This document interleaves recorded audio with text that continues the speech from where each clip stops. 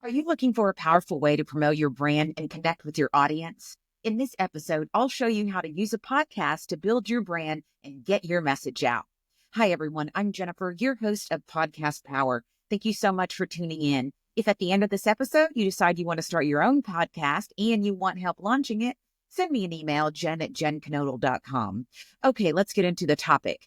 How can I promote my brand with a podcast?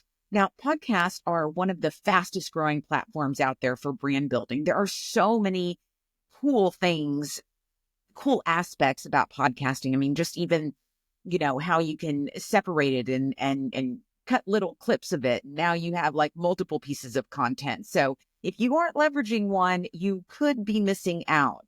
Some of the other benefits is that it's going to position you as an expert in your niche. Even if you are interviewing other experts, you still somehow come out looking kind of like an expert. People are going to look to you because they know that maybe even if you don't have the answer, you know where to get the answer. So whether you decide that you want to do solo episodes like I'm doing right now, where you're just giving the information that you know, or you want to do interview episodes, either way, all of it is gravy because it all builds trust and loyalty with your audience. It provides a platform to share your values, your products, your service, your just what you think and how you do business. And it lets you do this without sounding too salesy, as for lack of a better term.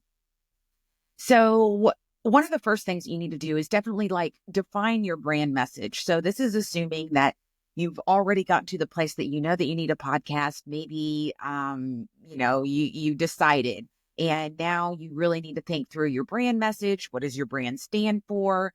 What makes you unique?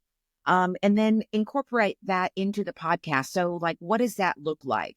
Obviously, you don't maybe want a really casual podcast if you're, one of these hoity-toity name brands, right? You don't, I can't even, Hermes or something like that, right? They're not going to have two people sitting on the couch just shooting the breeze, right? They're going to probably, I don't know. They're probably too cool for a podcast or something like that. I don't think anyone is too cool for a podcast, but yeah. So you just need to be consistent. Think about the different ways that your brand messaging can be incorporated into your podcast. So you want to think that you are speaking directly to your ideal customers. You want to think about what are their challenges? What are their questions? What are their fears? What are their desires? Things like this. And then create episodes that offer solutions or inspire or educate or make them laugh. I guess if you're a comedian, but actually comedians should have podcasts. Actually, I think they do. So there you go. So everybody needs a podcast. So, you want to remember that podcast just gives you a consistent opportunity to leverage a call to action. You probably noticed in the beginning of this podcast, I told you if you need help, and then I gave you a CTA, a call to action. It said, send me an email. And I'm going to say that again at the end of this episode. So you'll hear it again. But that's what I'm saying. It creates a opportunity for you to share a message, share a call to action, but also you have given a lot of value. So once again, it's not like, oh, salesy, right? It's, hey, I'm helping you. I'm giving you the information. You could do this on your own, but if you want help, then come to me. And I think a lot of business owners out there that might be watching this are thinking the same thing, right? There's some things that you could do yourself. I don't know, have a get in shape at the gym, right? But it makes it a lot easier if you have a trainer, especially if that trainer is David Goggins. Man, that guy's tough. I wouldn't. I don't think I would want it. I think I would find out very quickly that I'm not very tough.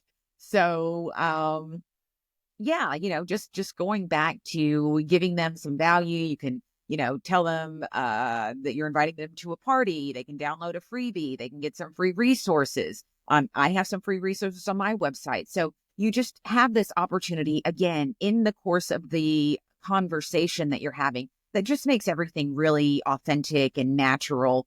A great place to mention where to find more information. And again, we talked a little bit about inviting guests and collaborating. You could interview people that are within your office. You can, interview people when you go to a conference. I mean, the possibilities are really endless, and you can expand your reach also by connecting with the other people that you're connecting with. They have an audience also. I mean, usually they do. And so now you have the opportunity to cross promote. And that's really when things start happening, when, you get to scale the amount of people that you're in front of by cross promoting. So, um, So you're getting guests from other people, and you are, you promote your podcast everywhere. You're sharing your episodes on social media, your email list, and just I'm able to make a bunch of clips from my podcast. And a lot of times I share those on social media, and it's like, hey, here's a quick tip. And if you want to know more information, you want the whole episode, go back over here. And so, I mean, that's pretty obvious, but that's one of the things that you can't forget when you're creating a podcast is those little bells and whistles. They really matter, so that description, that title, those keywords, that SEO, I know by the time you're done with the podcast, it's like, oh, I don't want to think about all that, but you have to, right? Because you don't want to be an NBA level player that's just playing street ball. No one knows about them, right? So you've got to get that out there. And just one of the ways that you have to do that is just, doing all that little admin work, that it's totally doable, or it's very easy to hire someone to do it.